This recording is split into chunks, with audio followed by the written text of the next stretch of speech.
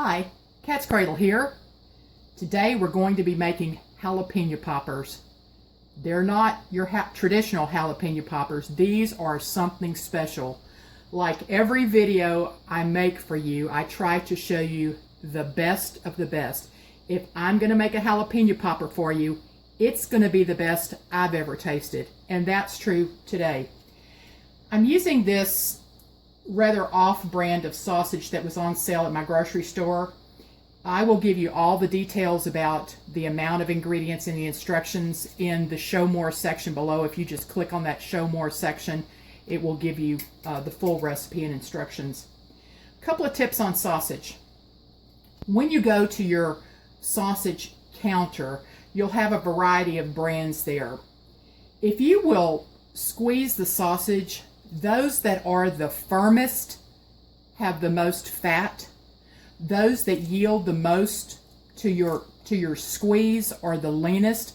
So take that to heart when you go to buy it. If you want a sausage that's fattier, then you want the one that feels really solid when you squeeze it. This one, when it's cold in the refrigerator, it's still soft. That lets me know that it's pretty lean. Okay, I'm going to show you the best way to get sausage out of here to me if you're going to just brown the entire pound of sausage. I go ahead and I wash this wrapper because I don't know who's touched it in the packing plant. The stocker in the store touched it, the cashier touched it, I touched it, and I'm going to be squeezing the sausage out of here, so I want to be sure I'm not squeezing any contamination into my food. So I'm going to take a serrated knife and cut off the end. Now, the fatter the sausage is, the easier it is to cut because it's really hard. This one's pretty lean. All right, so I've got this. Let me move this right here. I've got, you can see how red this sausage is. It's very lean. So I'm going to go ahead and just what's in the cap, I'm going to put into the skillet. And then I'm going to pinch this little part right here that's been stapled, and I'm going to squeeze it out, pulling back on the wrapper. Okay? Now I'm going to grab it from the end so I get every little bit out.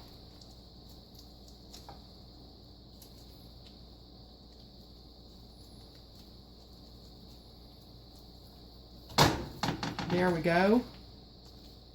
This is really extra lean sausage. Okay, now I'm going to go again because I can tell that there's still some in that wrapper.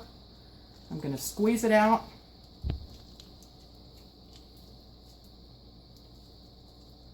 There we go. And this way I'm not having to cut open the whole wrapper and contaminate everything in my kitchen with sausage meat. And I'm going to get that last little section out. There we go.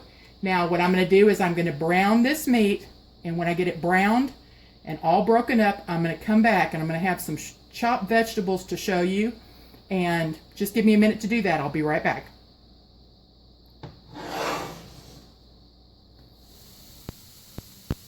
All right, this pound of pork sausage cooked up very, very lean. As you can see, there's just a little bit of fat in that pan.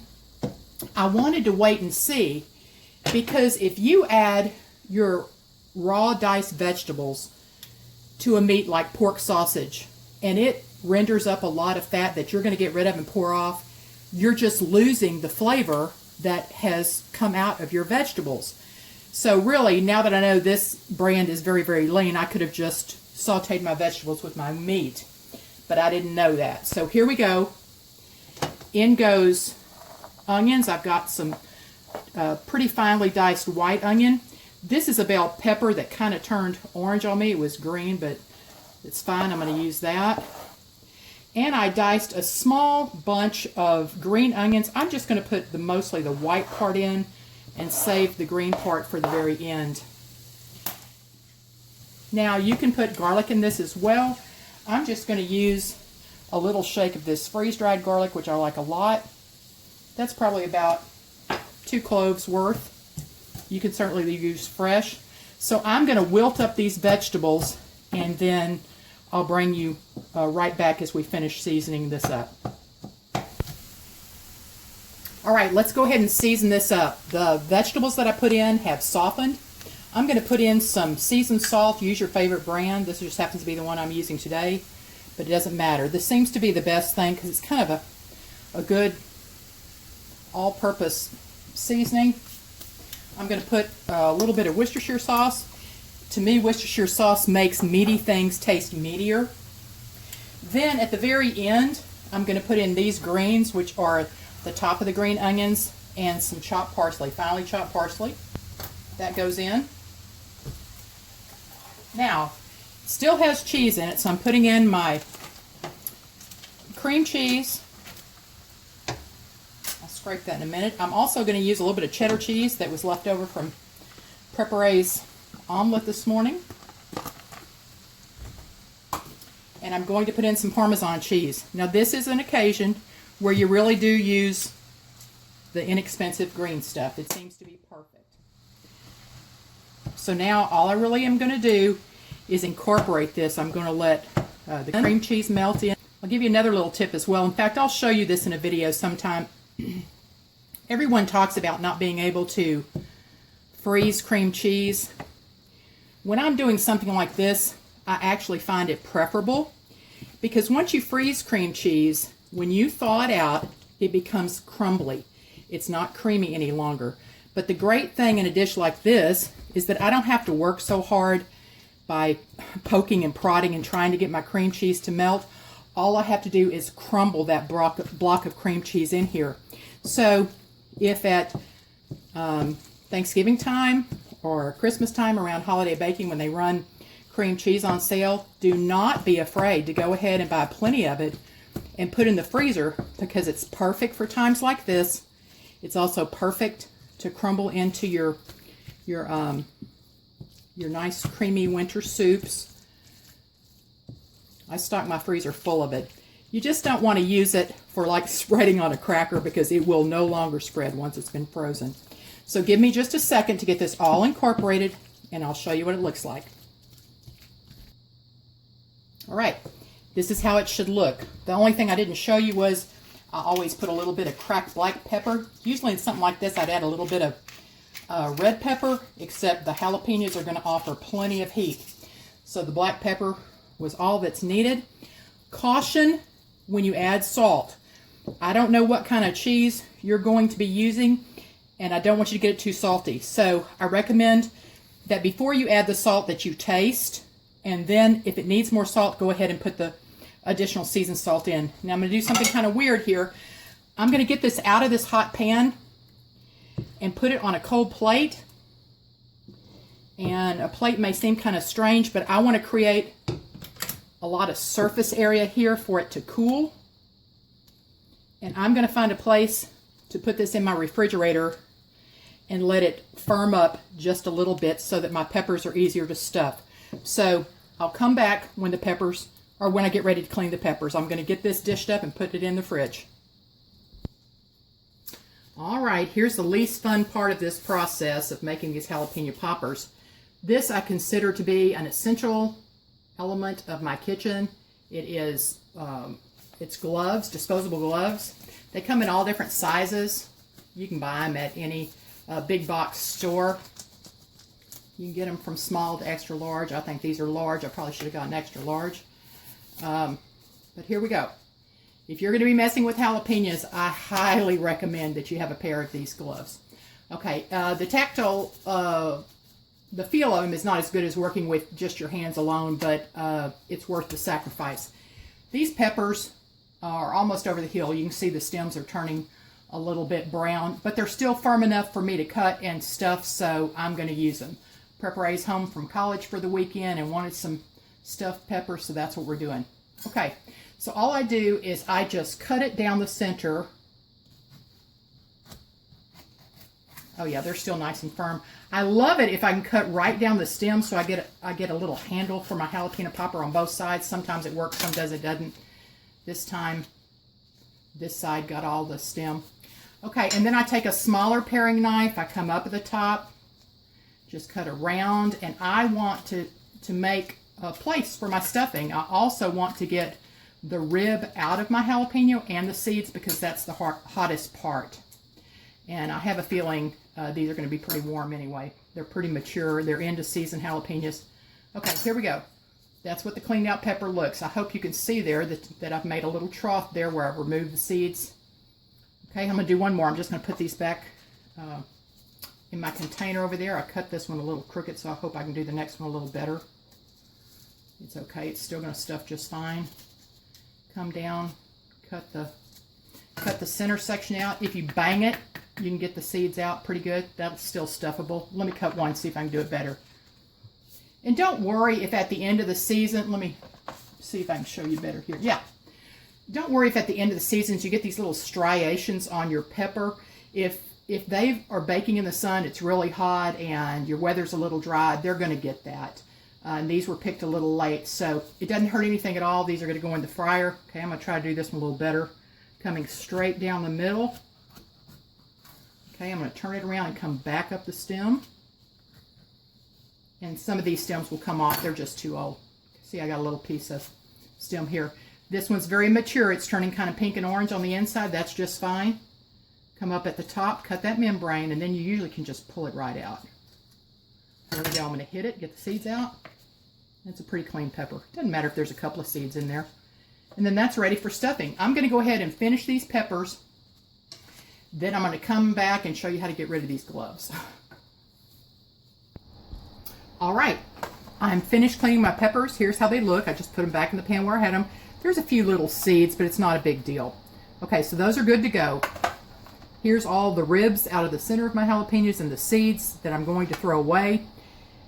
I would normally take this to the trash right now and use my gloved hand to wipe it off into the trash, but I want to show you how to do this right here. What I do is I gently pinch right at the wrist of my glove here, and then with the clean inside of this glove, I grab by the wrist here, turn that in, so now that's all ready to go to the trash. I want to show you something else while we're here. Once I stuff my peppers, I'm going to dip them in an egg wash. And so in order to beat my egg up a little better, and this is a tip for you, if you'll just sprinkle it with a tiny little bit of salt. If you look at salt granules under a microscope, they have little sharp edges. And so it really helps to break up an egg when you're trying to beat it up. I'm going to put a little bit of water so that I'll create a little bit of steam. When I cook my peppers, I'm going to beat this up. I don't need very much. I just want enough moisture on my peppers to make my bread coating stick. So I'm going to leave that. I'll beat that a little more in a minute. I want to show you one other thing. In this bowl, I have some Panko bread crumbs. Now these are not very expensive. You can find them at your big box store. Most of the grocery stores now carry them. They make the crispiest coating if you're going to fry something. So in this little shallow dish here, I have Panko breadcrumbs with just a little bit of flour. So I'm going to stuff my peppers. I'm going to dip them in egg, dip them in the Panko breadcrumbs. I'm going to let them sit to dry just slightly so that the coating I put on them is a little bit dry. Then we're going to drop them into hot oil. So let me go get my filling. There's something I want to show you about that. And then we're going to be ready to start the process and getting really close to having some jalapeno poppers. Okay, my filling has cooled significantly. The only thing I need to add now, just to tighten it up a little bit, is some breadcrumbs. Now, if you're following along very closely, you can tell I'm really making like a dressing to go in these peppers. A little more. I want it pretty tight because I really want it to stay in there. You can use seasoned breadcrumbs or plain breadcrumbs. You can make them homemade. You can buy them ready-made. It doesn't matter. I want it to be a little stiffer. The Italian breadcrumbs are fine because oregano is used widely south of the border, so that's fine.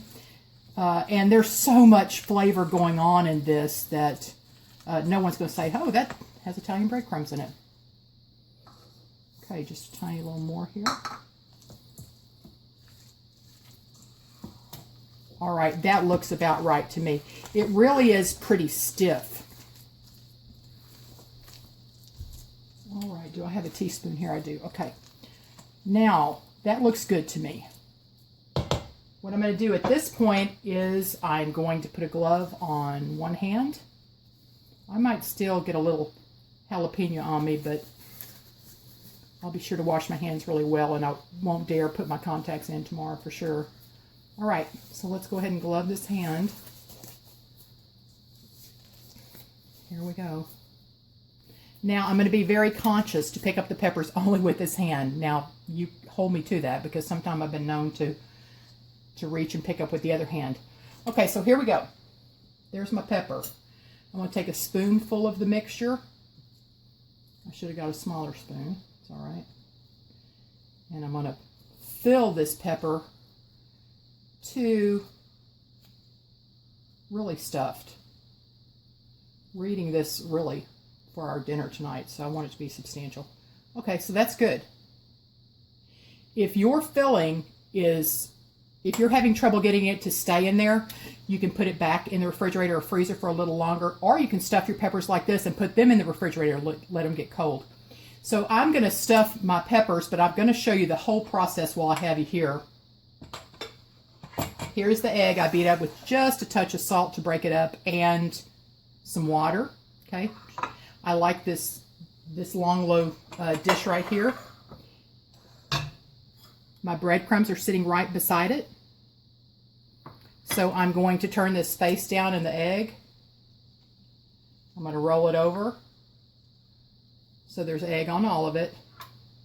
Then I'm going to dip it in the breadcrumbs, and with my dry hand, I'm going to cover that pepper with the breadcrumb and flour mixture. Okay? Now, since it's coated, I'm going to pick it up with this hand, and I'm going to set it on a dish. Now, this is perfect. I love this good coverage, and I'm going to let it sit in the open air, just at room temperature, for about 10 minutes, so the egg will harden up a little bit, and those breadcrumbs will hang tight to that pepper before I put it in the oil. So I'm going to go ahead and stuff all my peppers. I'll come back when I'm ready to fry. All right, we're back. I dropped a little bit of breadcrumb in the oil to make sure it was hot enough. And if it's floating to the top and sizzling around all like that, then I know we're good to go. So I'm going to drop these peppers in, and we're going to talk about a couple of things. I use the word drop loosely. I'm holding some tongs, and I'm going to set it down like this. Yeah, that's what you want to see. You want to see that good sizzle. I've already got my landing pad ready, a rack that has newspaper under it to receive these. It's not going to take very long. I do stuff my peppers pretty full, especially when we're going to eat them like for dinner. I don't want to overcrowd my pan, so maybe one more. The more peppers you put in, the more it lowers the temperature of your oil. Right now I'm just using a mixed vegetable oil. I usually like to use sunflower oil. You can use any kind of oil you like. You just want to be sure it's really hot, at least up to 350 degrees. But you'll know if you put a little bit of the batter in there and it starts to sizzle and floats to the top pretty quickly, you know you're hot enough. All right, let's talk about this a little bit. The only thing that is uncooked in these peppers is the pepper itself. So the filling is completely cooked. I have enough probably to do 12 more peppers. So the recipe I'm going to give you will do approximately 24 large jalapeno peppers.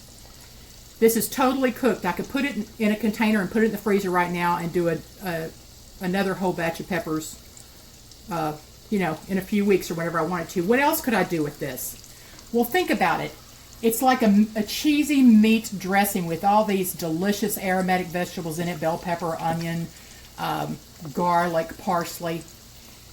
Last week when I had some left over, I also had a baked potato from the previous night left over. I cut it open, put a big scoop of this in the baked potato, and that's what I sent with Paladin Prepper to work. He heated it in the microwave and said it was fabulous. I could also stuff a milder pepper, like a bell pepper. I could stuff a poblano pepper. You'll find a lot of uses for this. It's delicious, but it's totally cooked, so you don't have to worry about, any kind of raw food in here. Now, I first tried a meat stuff pepper. Look, they're doing great. They're just sizzling away. They're taking on a little bit of color. They will float to the top in a minute. The first time I had a meat stuffed pepper was long before anybody ever knew what a jalapeno popper was. It was at a local fair, a very small festival in Southeast Texas, and the local Lions Club decided that they would try something different. Instead of selling corn dogs or hot dogs or something like that, they were going to serve stuffed jalapenos, and everybody thought they were crazy, including me, because I didn't think they would sell. Well, the guy who had the idea made up a chicken dressing type stuffing to stuff in these jalapenos. It didn't sound at all appetizing to me. But in order to support my father-in-law, who was a member of that group, we stopped by the booth and bought some. Well, we went all 3 days to the festival just so we could go get some of those stuffed jalapenos because they were absolutely fabulous. So the point is that you can use another kind of meat in here. You could use ground meat. Your home canned chicken would be fabulous. That's actually the original meat stuffed jalapeno that I had, was stuffed with the chicken, which was the best I've ever had. So let your imagination soar. You don't have to use cheddar cheese. You could use mozzarella cheese. You could use a Colby. You could use a mix. There's just lots of things you can do with this. I hope this is giving you an idea for a springboard for you to do some creative things on your own. Okay, these are looking pretty good. You can turn them. Now, you're going to think you've done something wrong because you won't see much breading on the back side of your jalapenos, because that is the shiny skin part. And just to be quite honest, not much sticks to them. That's why I mix a little flour in my batter. I'll turn this one over so you can see. See, I can see the shiny spot, but I can also see where the flour has stuck to that. So that's why I mix the flour in my breadcrumbs, so that I can get a little something to stick to the back of those really slick jalapenos. These are looking really good. You do want them pretty brown if you stuff them full, because you want the inside of that pepper to be completely done.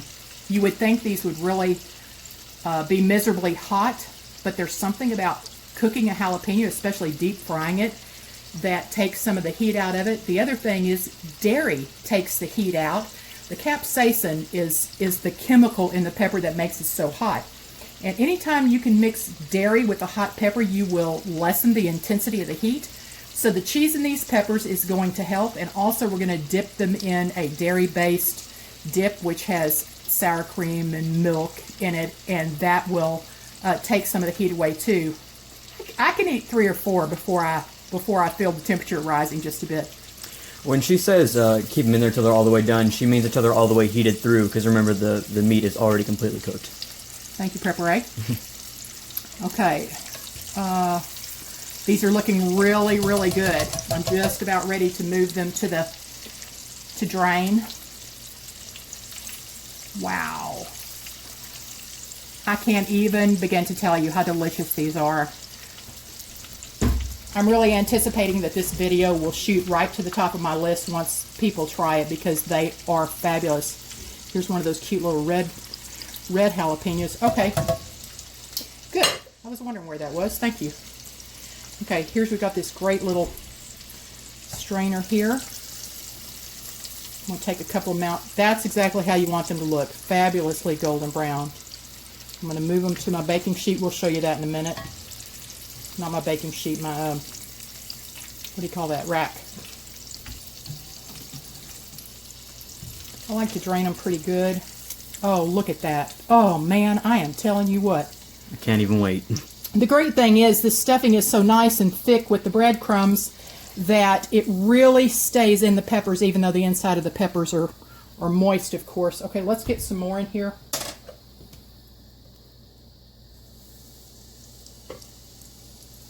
I think I did about 7 last time.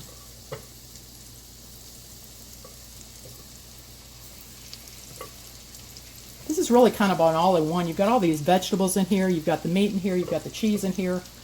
You've got the bread crumbs in here. And I'll tell you, about 4 of these is plenty satisfying. I'm going to get this last one. Oh, no, I've got a couple over here. I'm going to wait. Yeah, I'm going to...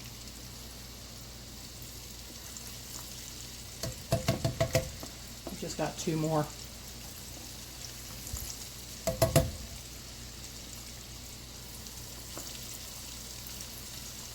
Come on, get under there. There you go. I made it.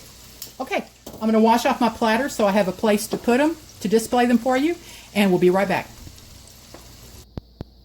The second batch of peppers are out of the oil and they're draining on my little setup here. It's just a rack, and under it I have some paper towels, and then under that some newspaper. So I just leave them there to drain. If I'm going to hold them for any length of time, I put them on a platter, an oven-proof platter, in the oven at about 170 degrees just to keep them crisp. All right, here's the first peppers that came out of the oil. And I want Pepper A to take a taste here. And I'll give you this for you to dip in. This is really as yummy as it gets. I'll put some more on here. You can hear the crunch already.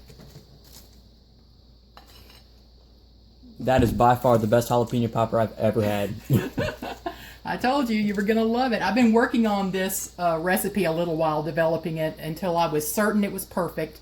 And I don't want to show it to you until it is perfect. And I think we got verification that it's pretty good. That's pretty phenomenal. All right, guys. You don't need to tell me if you don't like things that are hot. I get that. I've told you the options. Put it in a bell pepper. Put it in a milder poblano pepper. I understand not everybody likes heat. This is not miserably hot. It's just deliciously warm. I hope you're going to try this. If you like it, please give a thumbs up and let a friend know who would like the recipe. Also, we'll post a link in the Show More section for my ranch dressing mix as well. Thank you so much for watching. Until next time, this is Cat's Cradle. And Prepare.